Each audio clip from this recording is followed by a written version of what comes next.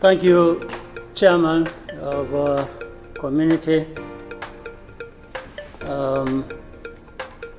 I want to associate myself with what has been said, especially what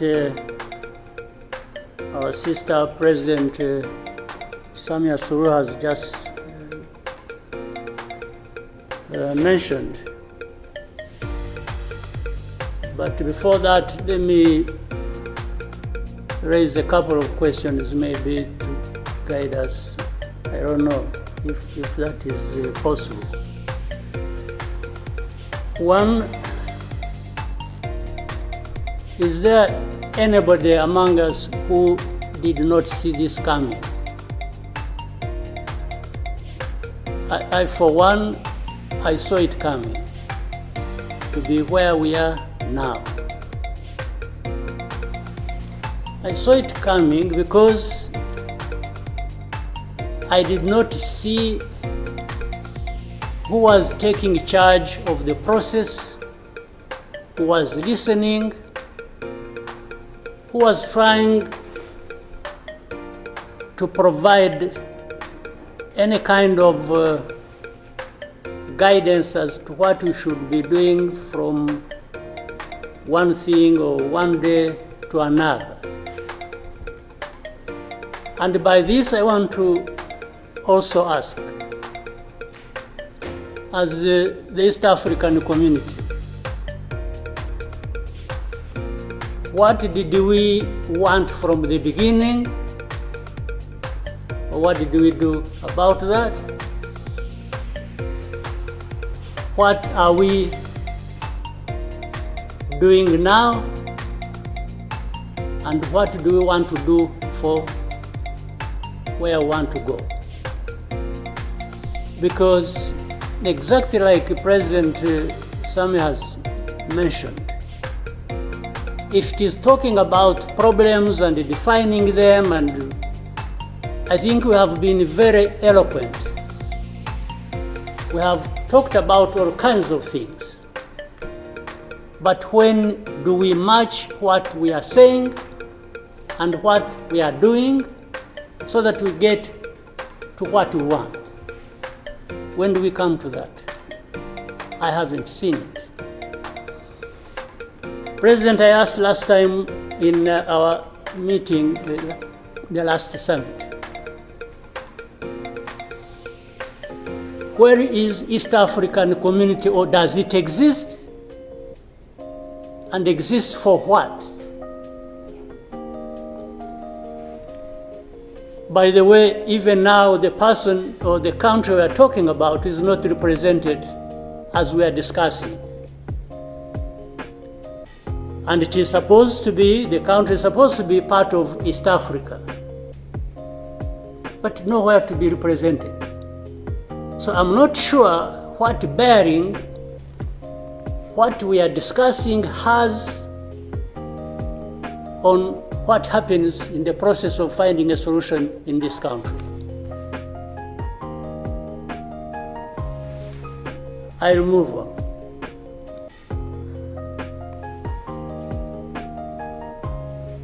The conflict that was created from the time we had the East African community get involved in trying to help in Congo, and later on when the East African force was trying its best and we are seeing progress, Tshisekedi decided they are not doing what he wanted and went to SADC. SADC agreed they would come and do what he wanted and sent everybody packing. And that we complied and kept quiet. What really did we expect to come out of this? Now, worse still, I think even in East Africa itself, ourselves, maybe we have different understanding of what the problem is, and we have never come together to agree or even disagree and find a way to come together finally to do what we ought to do to deal with this problem. Or we simply decided, each country, to move on its own with a different agenda arising out of involvement or whatever in Congo, and that was enough. If your interests were catered for by Tshisekedi, that was fine. Even if the others' interests or concerns were not taken care of. You can imagine, therefore, what chaos comes out of that kind of situation. We are on one hand assuming or pretending we are coming together over an issue and trying to find a solution, while at the same time each country is pulling in its own direction, different from the others.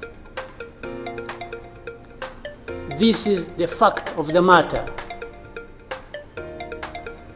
Now, but even if we were doing everything right, all of us, nothing is going to come out of it until those mainly concerned are also part of it and participating and contributing to the success of the process through which they are getting the support.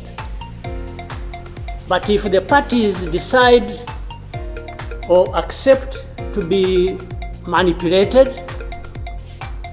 because, and by the way, that's exactly what happened, and I think in Congo, there are experts for doing that. They would go to one party and promise them something, and then they would decide to keep quiet about what is obviously going to result into problems like we are seeing now. For the last 2 days, on Monday and today this morning, I spoke with the president of South Africa, who sought me out to speak with me on this matter because of their involvement in Eastern Congo. And he's also there pretending to be playing a peacemaker role, and he has a force that has been fighting alongside FDLR and has been fighting the M23 on the instructions of Tshisekedi, because these are people who are not supposed to be in Congo, that these are from Rwanda, or the M23 are not Rwandans, please. These are Congolese, and one time he accepts it, then another time he says no, part of it is yes, and then the other part is from Rwanda, and these are he keeps on going. And how do we, leaders of our own countries, accept this to go on forever and just accept that we shall be manipulated by Tshisekedi or whoever is supporting him? And South Africa dares even issue threats about what is likely to happen after that, and so on and so forth. Of course, we will see what threats they are talking about. Maybe they should have done that exactly for which they have been issuing threats. They should have done it to clean up the mess in Eastern Congo, or to fight back those who have been trying to clean up the mess. So then you have the whole international community just confused. They talked about Rwanda, they talked about the Nairobi process. Honestly, even here, maybe you will help me understand what all this means. The processes became an end in themselves. And the people leading these processes became more important than the results of the processes. The Nairobi process became a whole process. Then the Rwanda process, it's like you can't say anything that will displease President Lorenzo. Definitely, this does not help deal with such a serious matters as we are faced with today. That in the end, just because they can't be addressed, we have such a situation like we have now. And if anybody, and above all, I don't understand how Tshisekedi keeps thinking that he will resolve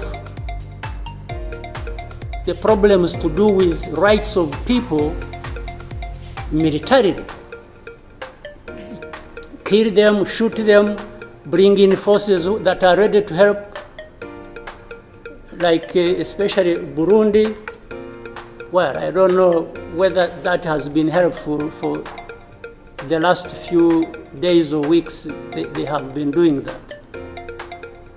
So I want us to, Chairman, Your Excellencies, I want us, whatever we are saying and whatever we intend to do, we capture the context rightly and then proceed based on that, and maybe we can get somewhere.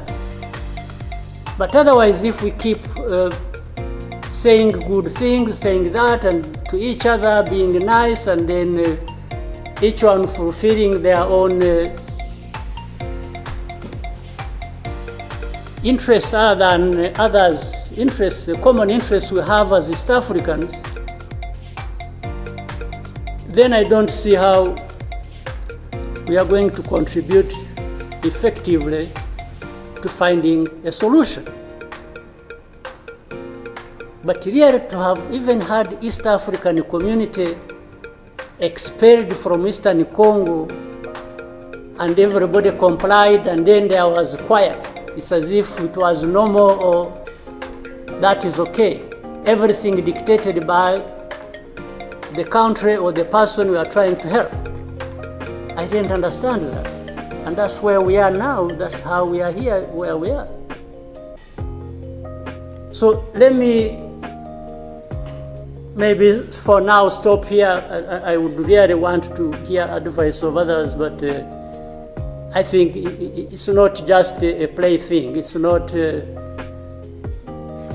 It's a serious matter, evidently, because it consumes people's lives. And the other day, 2-3 days ago, we lost people. There was a lot of sharing from Eastern Congo, from Goma, and killed a dozen people and injured hundreds. We will definitely take care of that. There's no question about it. Thank you, Mr. Chairman.